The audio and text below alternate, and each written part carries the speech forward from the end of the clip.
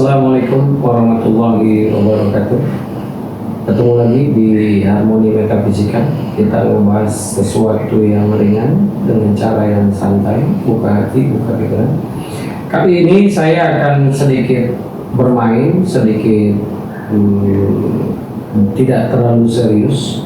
Sebelumnya saya disclaimer, nanti saya akan menjawab pertanyaan-pertanyaan yang berhubungan dengan mitos atau fakta. Tapi sebelumnya saya disclaimer ya, bukan untuk bermaksud menyalahkan ketika nanti jawabannya tidak sesuai dengan apa yang kalian dengar. Ini hanya menurut pendapat saya.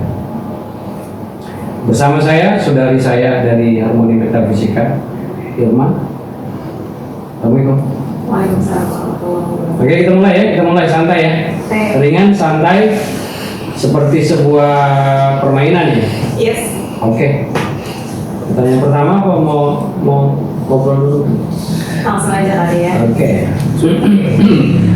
Ada beberapa hal nih yang sering kita dengar dari zaman kecil gitu kan, dari bapak ibu pakai nenek moyang mungkin kali ya, juga gitu. Tapi ini ada beberapa hal yang memang dari kecil tuh kita suka dikasih tahu, suka dibilangin gitu. Yang pertama itu kalau lagi makan nasinya harus dihabisin, karena kalau enggak katanya nasinya nangis, ya kan? Itu kita suka fakta nggak? Fakta. Wih, jadi nasi bisa nangis? Bukan itu sebenarnya pertanyaan yang bisa dijawab mitos, bisa dijawab fakta. Tapi kenapa saya jawab fakta? Karena kalimat pertamanya nasi harus dihabiskan. Betul ya? Nasi harus dihabiskan. Saya rasa seluruh ajaran agama manapun akan memerintahkan itu. Tradisi manapun akan suruh memerintahkan kalau makan jangan pernah disisai, ya, jangan pernah disisakan. Itu faktanya ya. Mitosnya itu ada istilah di Indonesia, nasinya nanti nangis itu tadi kan. Tapi kalau dari keseluruhan pertanyaan saya lebih memilih itu fakta tanpa kalimat nanti nasinya nangis gitu. Tapi kalau makan memang harus dihabiskan. Saya yakin seluruh kepercayaan memang memerintahkan itu ya. Tapi kan kadang suka kalau dia orang tua kan suka kebanyakan misalnya dari porsinya. Udah kenyang nih, tetap harus dihabisin. Sebenarnya kalau dari kalimat itu iya, karena kan kalau nggak dihabisin jatuhnya mubazir, ya kan? Jatuhnya karena sebenarnya nasi yang udah ada di piring sisa-sisanya itu sebenarnya kalau kita paham kan mungkin orang tua membelinya atau mencarinya dengan susah payah. Belajar menghargai dari kecil itu, belajar menghargai untuk menghabiskan walaupun itu berhubungan dengan satu butir nasi. Itu deal nggak nih? Deal ya? Oke, fakta ya? Fakta. Siap. Terus yang kedua, nabrak kucing nih. Jadi kita tuh kayaknya masih sampai sekarang gitu kan, kalau ada yang nabrak kucing itu kucingnya harus diambil, harus dikainin, pokoknya habis itu dimakamkan secara layak gitu, karena katanya kalau enggak itu akan mendatangkan sial nih buat yang nabrak. Itu mitos atau fakta? Mitos. Mitos. Karena disclaimer tadi ya, kalau di agama ini yang namanya sial itu tidak ada. Kesialan itu yang namanya, wah nanti lu sial, itu enggak ada. Tapi benar nggak kalau kita nabrak kucing misalnya tadi diambil contoh harus kita makamin dengan benar, itu sih lebih kepada adab akhlak seorang yang baik sih kan, ya kan? Karena nanti misalnya habis ketabrak ternyata memang Allah takdirkan dia mati, kita diamin kelindes, akhirnya bangkainya mengeluarkan bau yang gak enak. Bahasanya itu lebih ke adab kita sebagai manusia sih. Emang lebih baik kalau misalnya habis nabrak sesuatu, nggak hanya kucing sih sebenarnya kan, kita coba cari kondisinya hidup atau mati gitu kan. Kalau dia mati ya coba kuburkan dengan layak sih kalau menurut saya, karena efek berikutnya ya setelahnya. Ya kalau kecoa kan diinjek bang. Kalau kecoa ini kan lain, ini kan tadi bicaranya soal kucing. Iya. Karena kalau kecoa kalau kelindes nggak kelihatan juga ya. Oke. Oke, lanjut. Terus ini ada lagi nih, kalau saat orang lagi sakit itu katanya ada dosa yang sedang diampuni oleh Allah. Mitos apa fakta? Yes. Fakta terang. Ya, itu hadis yang mutawatir biasanya, hadis yang riwayatnya sangat banyak. Kalau Allah berikan sakit itu bagian dari pengguguran dosa. Makanya sesungguhnya orang yang sudah Allah kasih keimanan yang cukup tinggi, orang sakit itu dia bersyukur. Karena kita nggak pernah tahu kan sebenarnya dosa mana yang sedang Allah gugurkan. Kalau seandainya kita tahu ada dosa besar yang pernah kita lakukan itu yang digugurkan, harusnya kita bersyukur. Ya. Kita ada dosa besar yang pernah kita lakukan. Kalau kita dikasih tahu dosa mana, mungkin nggak ada orang sakit jadi ngeluh kan, pasti dia bersyukur. Jadi fakta. Jadi kalau sering sakit, gimana dosanya? Iya, percaya atau enggak gitu loh. Itu kan kalau kita beriman kepada Allah dan Rasulnya, pasti kita meyakini kalau sunnah itu, hadis itu benar dong. Kalau sakit itu salah satu pengguguran dosa. Karena kalau Allah tidak sedikit-sedikit menggugurkan dosanya di dunia, di akhirat nanti kita.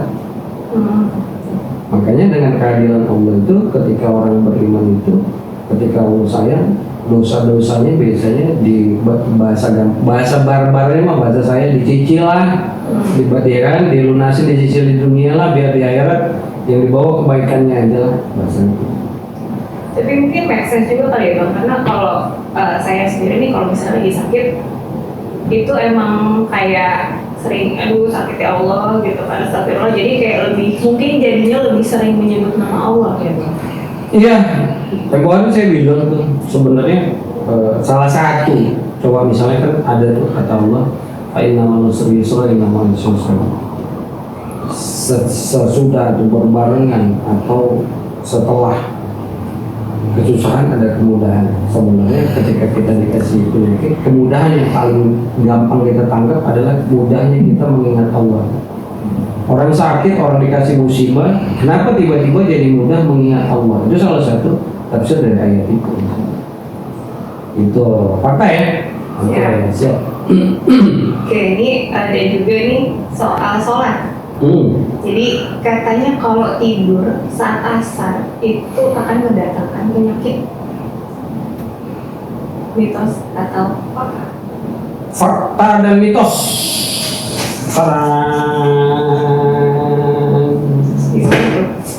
Bisa dua-duanya.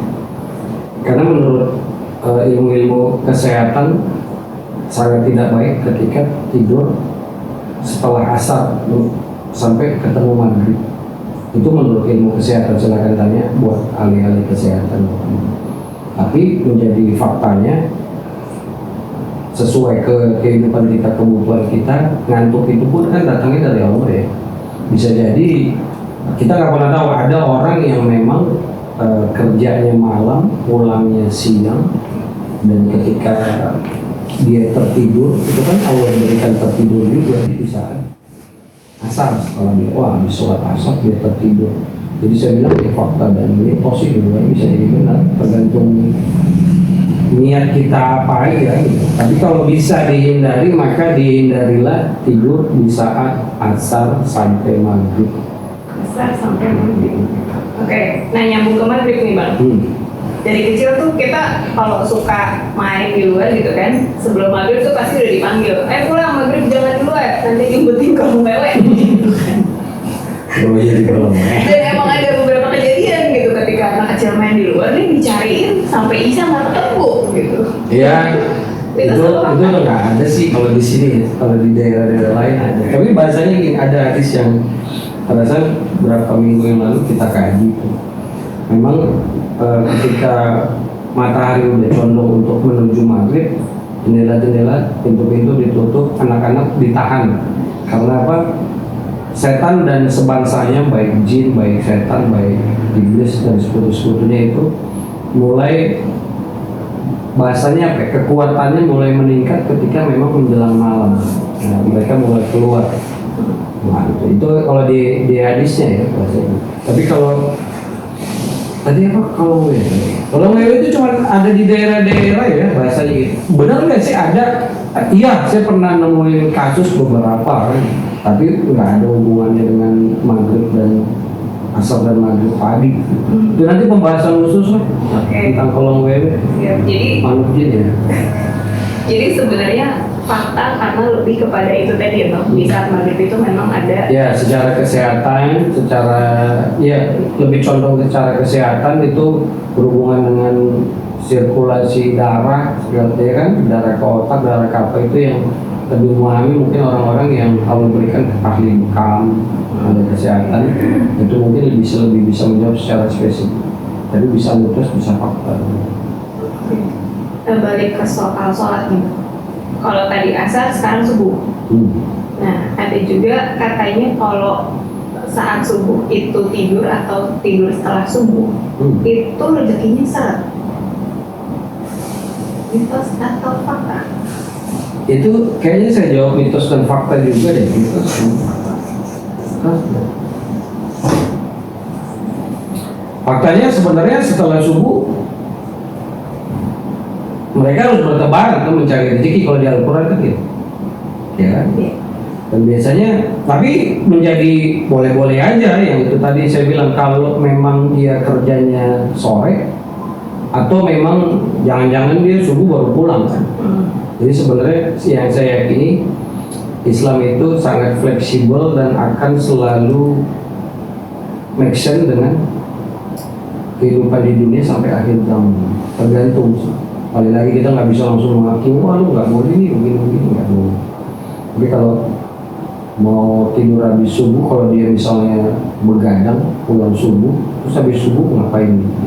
Tidur. Tapi niatnya benar-benar karena dia capek, karena dia tidur untuk niat istirahat, karena adil pada tubuhnya. Insyaallah. Oke. Nah ini agak nyinggung ke makhluk-makhluk yang nggak kelihatan. Sedikit aja sih, nggak usah banyak-banyak. Ada juga nih pandangan kalau rumah atau ruangan yang nggak ditempatin dalam beberapa waktu itu nanti akan ditempati oleh bangsa jin atau ya bangsanya lah. Itu mitos atau fakta? Mitos dan fakta lagi. Mitos juga, fakta juga. Faktanya sebenarnya nggak harus ruangan yang dikosongkan, ruangan yang nggak ditempatin itu sebenarnya. Tapi ketika itu tempo hari kita kasih, ketika kita menutup atau membuka pintu tidak dengan membaca Bismillah, mereka bisa menempatkan diri mereka di mana aja. Tapi jadi ketika pengen makhluk-makhluk itu tidak ada di tempat tinggal kita ya buka pintu baca Bismillah, tutup pintu baca Bismillah, buka jendela baca Bismillah, tutup jendela baca Bismillah.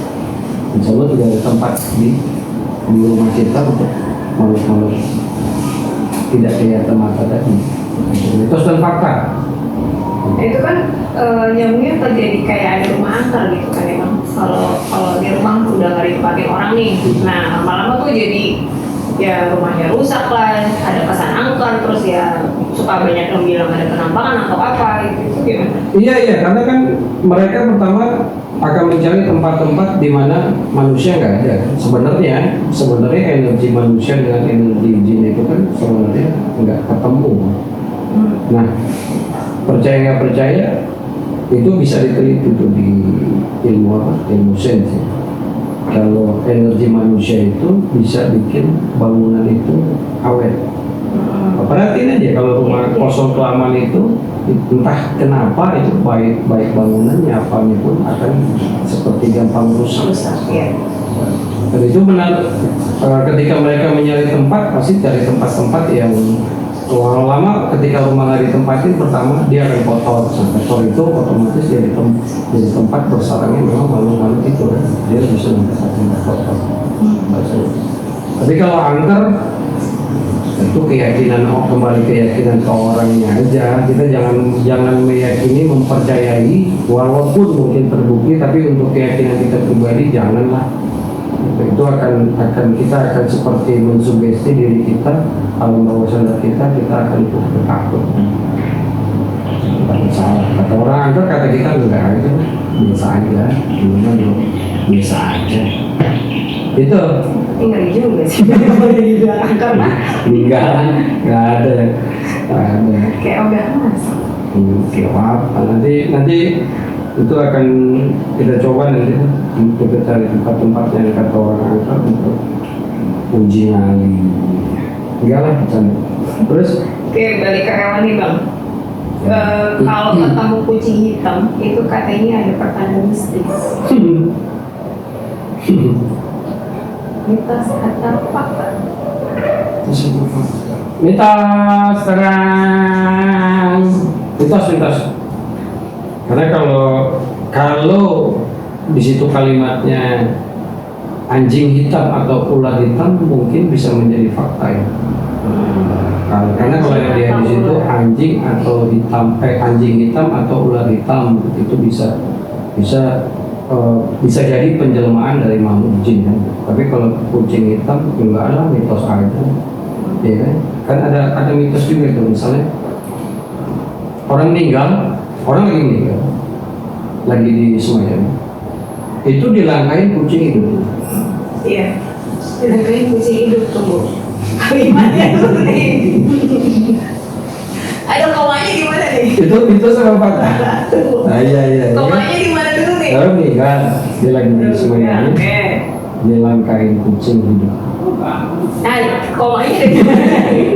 Jawab aja, itu satu fakta. Kalau komanya di belakang dilangkahin kucing hidup, ya kucingnya mati. Iya.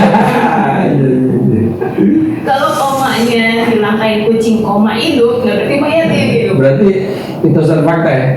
Iya, tergantung komanya di mana. Lumayan cerdas ya. Oke, lanjut. Oke, lanjut masih seputar hewan.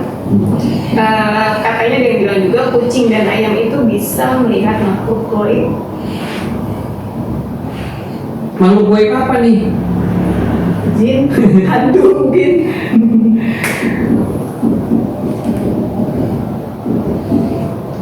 Yang saya jawab fakta dulu ya, fakta dulu.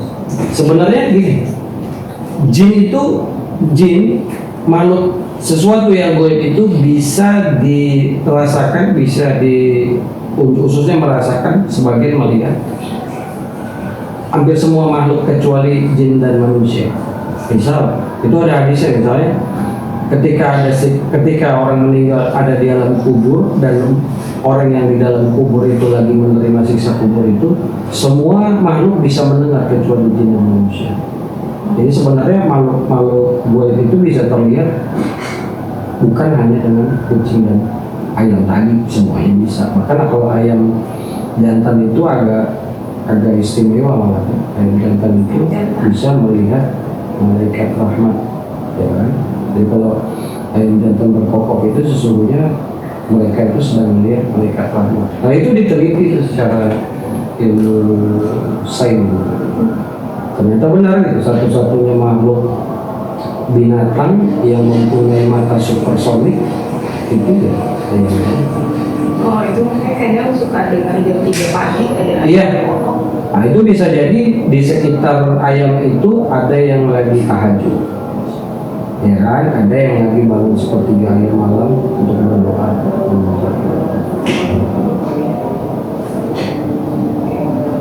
Nah ada dua lagi nih bang terakhir. Dua lagi terakhir enggak? Ada dua lagi.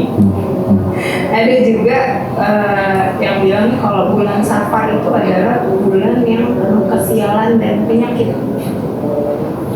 Mitos atau fakta?